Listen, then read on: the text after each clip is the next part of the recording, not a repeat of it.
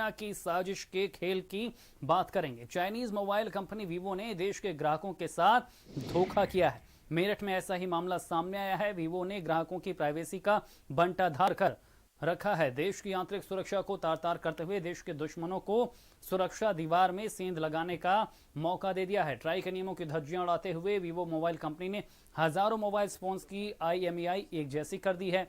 मामले में telecom company से हासिल डेटा से पता चला कि जो IMEI सब इंस्पेक्टर के फोन में चल रही वो देश के 13,357 दूसरे फोन्स में भी संचालित है।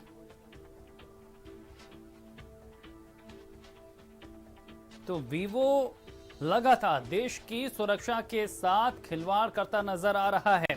लगातार यहां पर वीवो का बड़ा फ्रॉड सामने आया है। एक ही नंबर के हजारों मोबाइल यहां पर बना दिए गए। में गहनता से जांच की जा रही है क्योंकि एक मोबाइल पे एक ही IMEI नंबर का प्रावधान है और यदि एक ही IMEI नंबर एक से ज़्यादा मोबाइल फ़ोन पे मिलता है तो यह चिंता का विषय है और इसकी जांच की जा रही है कि ये टेक्निकल फॉल्ट है या कोई और गंभीर मामला है। इसके संदर्भ में थाना मेडिकल पर मुकदमा पंजीकृत कर दिया गया है।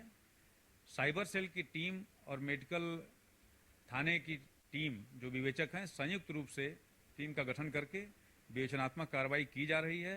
इसमें और एक्सपर्ट की ज़रूरत जो भी पड़ेगी उसको लिया जाएगा और चूंकि ये सिक्योरिटी रिलेटेड मामला प्रथम दृष्टया लग रहा है, इस नज़रिए से भी चीज़ों को देखा जा रहा है। सारे साक्ष्यों को संकलित करके इसमें आवश्यक विधिक कार्रवाई की जाएगी। चाइनीज कंपनी वीवो की ये हरकत करोड़ों ग्राहकों के साथ धोखा है और देश की सुरक्षा के साथ एक बड़ा खिलवाड़। इस पूरी जांच को करने में पुलिस को 5 महीने का वक्त लगा, लेकिन बहुत सारे खुलासे अभी भी और बाकी हैं। फिलहाल पुलिस इस कंपनी के तार कहां-कहां जुड़े हैं और एक IMEI से हजारों फोन आखिर कैसे चले, इसकी तह तलाशने में लगी हुई है। मैं नरेंद्र, भारत समाचार, मेरठ। और इसी खबर पर ज्यादा जानकारी के साथ मेरठ से संवाददाता नरेंद्र हमारे साथ सीधे जुड़ गए हैं। नरेंद्र, मेरठ में एक सब इंस्पेक्टर का मोबाइल खराब हुआ और वो खुफिया साजिश सामने आ गई जो न केवल देश की सुरक्षा के साथ खिलवाड़ कर रही है बल्कि चीन की पैतरेबाजी को भी बेनकाब कर रही है।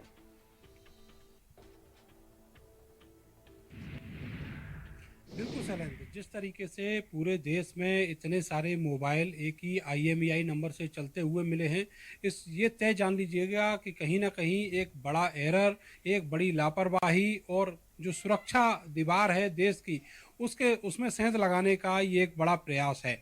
और सितंबर में ये पूरे मामले की पूरी इन्वेस्टिगेशन है वो शुरू हुई थी और उसके बाद से पुलिस और साइबर क्राइम की टीम ने लगातार कोशिशें की, लगातार अपनी जो जांच थी वो जारी रखी और उसको इस मुकाम पर लेके आई कि मुकदमा दर्ज किया गया मेडिकल थाने में।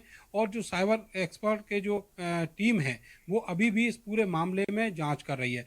लेकिन ये मामला जो है एक दायरे तक बंधा नहीं रह सकता, क्योंकि उत्तर प्रदेश की पुलिस जो है वो केवल यूपी में या आसपास के इलाके में काम कर सकती है, लेकिन जो फोन मिले हैं वो देश के अलग अलग राज्यों में चल रहे हैं और उनकी तादाद बहुत ज़्यादा है। इसलिए सेंट्रल की कोई सुरक्षा एजेंसी इस पूरे मामले में और अच्छे तरीके से जांच करे और अच्छे बिल्कुल नरेंद्र, मामला ये काफी बड़ा है और संजीदा भी है क्योंकि साजिश जिस तरह से सामने आ रही है वो बड़े खतरे का रेड अलर्ट दे रही है। आवेश उस्मानी दिल्ली से लगातार हमारे साथ बने हुए हैं। आवेश, दूर संचार नियामक ट्राई कहता है कि एक फोन के एक ही IMEI नंबर होने चाहिए, लेकिन वीवो 15,000 से ज्यादा सेट्स के एक ही नंबर रख रहा है। क्या ये बड़ा खतरा नहीं है? क्या गृह मंत्रालय को इस बात की भनक नहीं है? जी बिल्कुल जी बिल्कुल, देश में एक बड़ा खतरा जो है वीवो मोबाइल को लेकर अब पैदा हो गया, क्योंकि जिस तरह से उसने ट्राई के नियमों का उल्लंघन किया है ये अपने आप में दिखाता है कि किस तरह से जब विदेशी मोबाइल कंपनियां यहाँ भारत में आती हैं तो वो कितनी आसानी से अपना बिजनेस कर सकती हैं और किसी को भनक तक नहीं लगी। अगर ये VIP मामला ना होता, अगर ये पुलिस के से जुड़ा हुआ मामला ना होता तो हो सकता है कि इसकी जो है अभी तक परत ही ना खुली होती और ये भी नहीं पता चला होता कि वीवो जो है वो इतने बड़े लेवल पे धांधली जो है मोबाइलों को लेकर कर रहा है।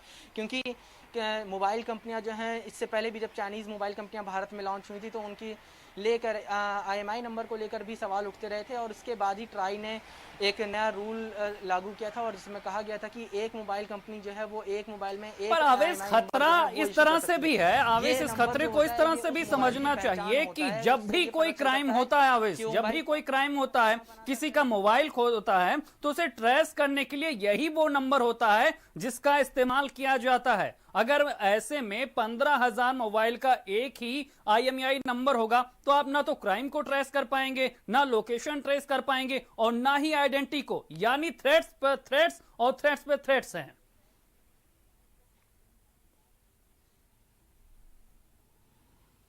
जी बिल्कुल, ये तो लोकल लेवल की बात होगी कि अगर कोई क्राइम कन्वर्ट किया कहीं कहीं कोई क्राइम हो रहा है तो उसको ट्रेस कैसे किया जाएगा, मगर उससे बड़ा सवाल ये कि ये राष्ट्रीय सुरक्षा से जुड़ा हुआ मामला है, क्योंकि 15,000 से ज़्यादा मोबाइल लगभग बताए जा रहे हैं कि वो एक ही IMEI नंबर के ऊपर चल रहे थे। तो ऐसे में जो उनकी जानकारी थी, क्या वो जानकारी भारत से लेके दूसरे देश यानी जहाँ का मोबाइल है, मोबाइल कंपनी ने कहीं ट्रांसफ़र की? क्योंकि अक्सर होता है कि मोबाइल कंपनियों के पास जो है होता है वो उनकी जानकारी चाहे वो लोकेशन की हो या दूसरी चीजें की, वो पुलिस जो है उनसे ही बिल्कुल, कहती अब है इस कि हमें संजीदा बताइए, मामले तब फिर वो पर जानकारी हमें सरकार को पाती। भी तो ऐसे में सोचना सबसे पड़ेगा। बड़ा इस सवाल यही लखनऊ है से लगातार कि हमारे साथ देश की संवाददाता अभिषेक पांडे बने हुए हैं। अभिषेक, कोरोना काल के बाद जब लॉकडाउन हुआ और अब जब हम अनलॉक 1 की तरफ बढ़ रहे हैं, तो सोच ये है कि लोकल के लिए वोकल होना है और लोकल को ग्लोबल बनाना है। लेकिन जब चीन की कंपनियों को दावत दिया जा रहा है यूपी में, तो ऐसे में ये खतरा बड़ा आ गया है, रिस्क हर कदम पर बढ़ता हुआ।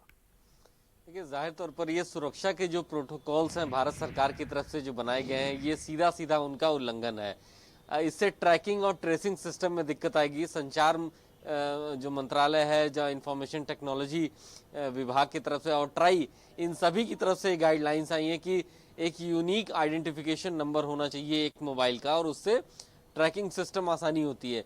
लेकिन जाहिर तौर पर ये एक बड़ा उल्लंघन है और उत्तर प्रदेश सरकार इसमें अब भारत सरकार यानी गृह मंत्रालय से भी इस पे संपर्क करने जा रही है, क्योंकि अगर ऐसा है जबकि FIR रजिस्टर हो चुकी है तो जाहिर तौर पर ऐसे बहुत से मामले होंगे, बहुत से ऐसे केसेस होंगे जो पूरे देश भर में होंगे। और ये तो सिर्फ एक चाइनीज कंपनी का मामला है जो कि ट्रेस हुआ है, ट्रैक हुआ है। ऐसे तमाम चाइनीज कंपनीज हैं जो ऑपरेट कर रही हैं, उनकी भी जांच जरूरी हो गंभीरता जाती से है। सोचना होगा अभिषेक, क्योंकि जिस तरह से मेरठ में मामला सामने आया है, ये बड़ी साजिश को बेनकाब कर आप सभी संवाददाताओं का शुक्रिया। बढ़ते आगे।